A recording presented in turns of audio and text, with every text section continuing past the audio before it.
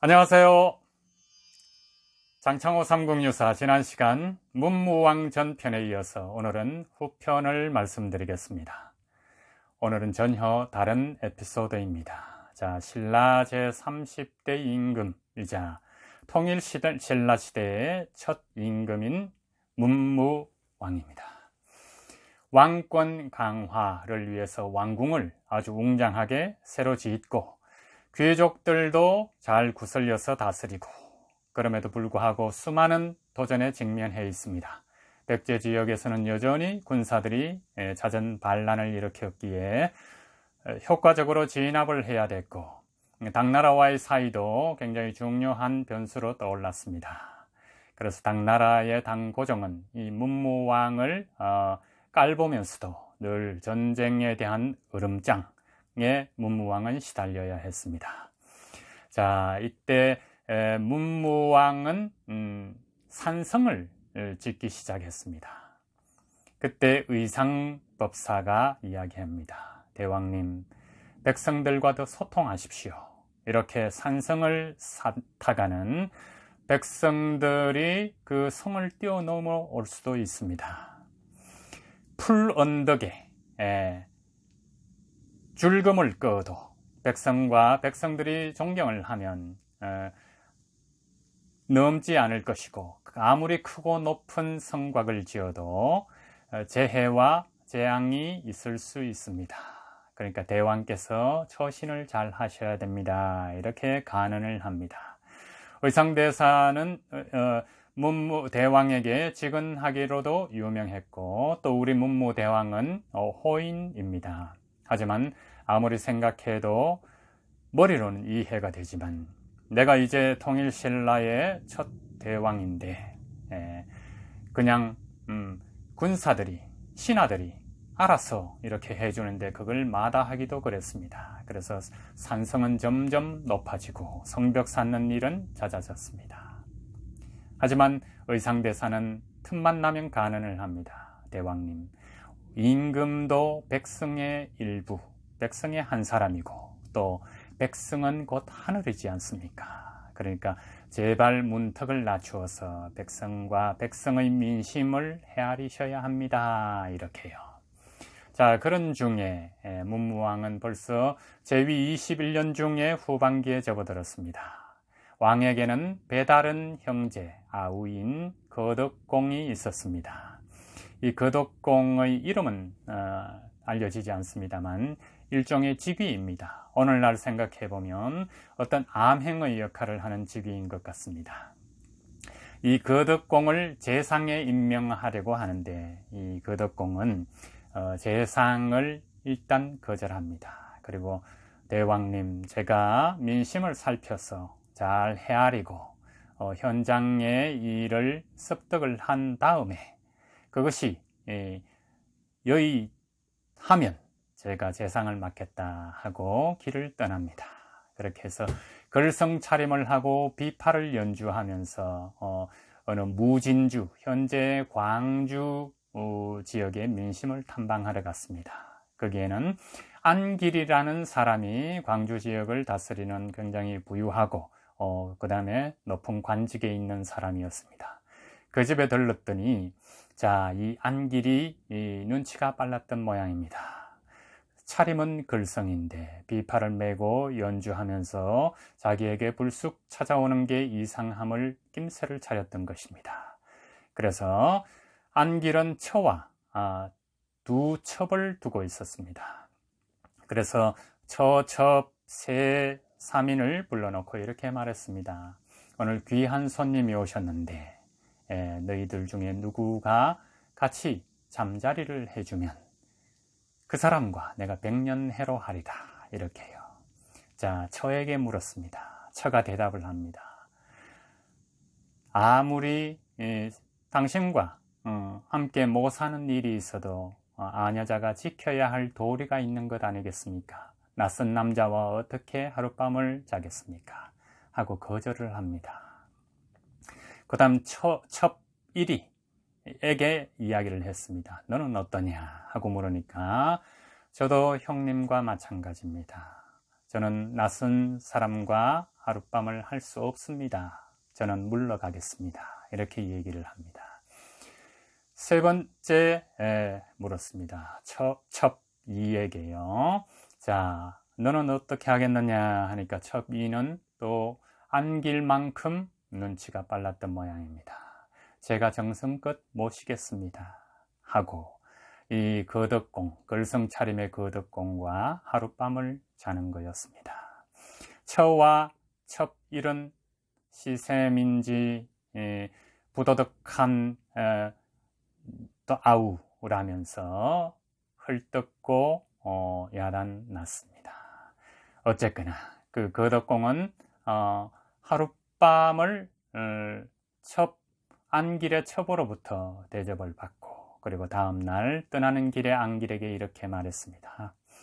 음식도 많이 대접받았고 그리고 당신의 아끼는 여인으로부터 잠자리까지 제공받았으니 어떻게 이 은혜를 잊을 수 있겠느냐. 서울이란 지금의 경주입니다. 경주에 오거든 내가 그만큼 보답을 하고 선물을 주겠다. 자, 그때 때가 되면 들러달라 이렇게 얘기를 합니다.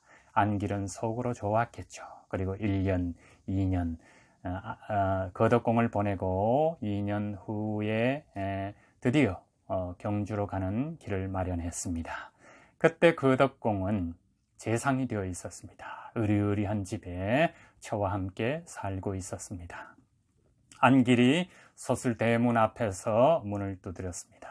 그리고 여차여차해서 왔으니 주인장 나리를 뵙고 싶다 하니까 거덕공이 아주 멋진 모습으로 맨발로 이렇게 뛰어나와서 안길을 맞이했습니다. 그리고 그때의 자네 대접을 내가 잊을 수 없다 하면서 처와 함께 술과 음식을 마음껏 제공하고 그리고 하룻밤을 묵어가게 했습니다.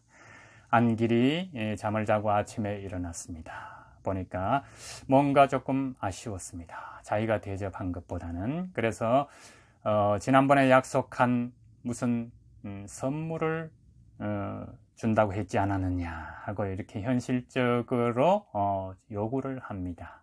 그러자 거덕공이 그걸 잊을 리가 없지 하면서 땅을 하사합니다. 그래서 조와 곡식과 땅을 이렇게 내립니다.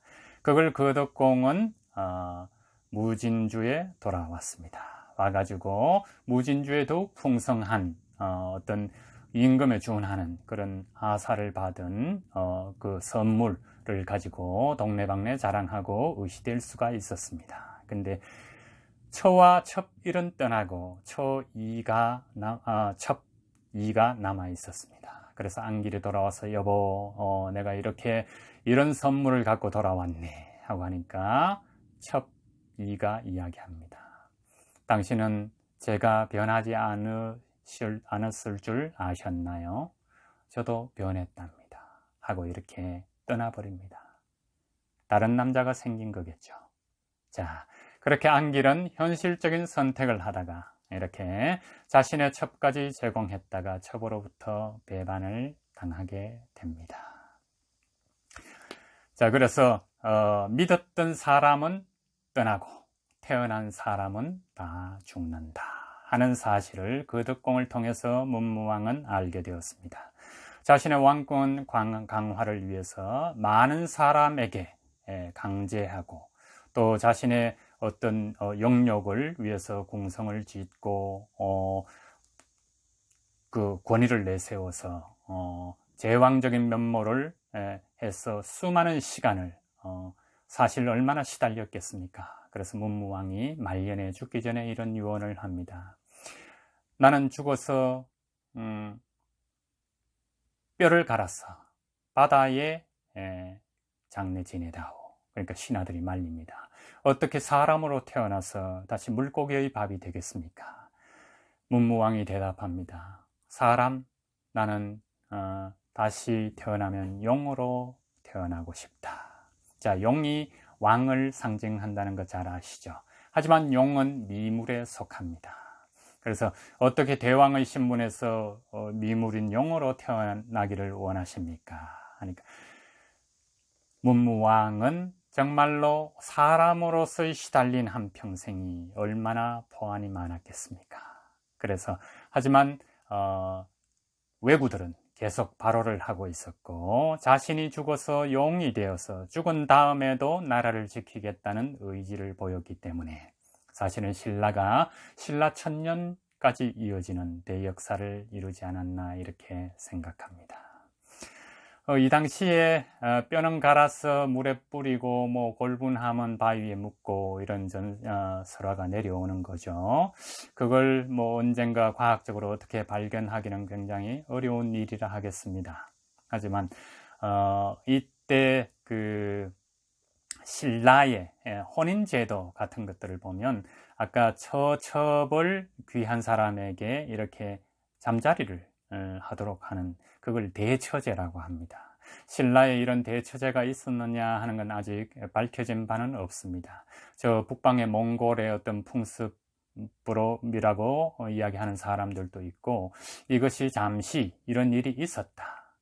어떤 제도가 있었다기보다는 사람에 따라서 자신의 입신양명을 위해서 자신의 가장 아끼는 것까지 이렇게 제공을 한 그런 예를 들자면 탕관오리적인 성격을 가진 사람들에 의해서 일어난 일들이 아닌가 이렇게 짐작이 될 뿐입니다.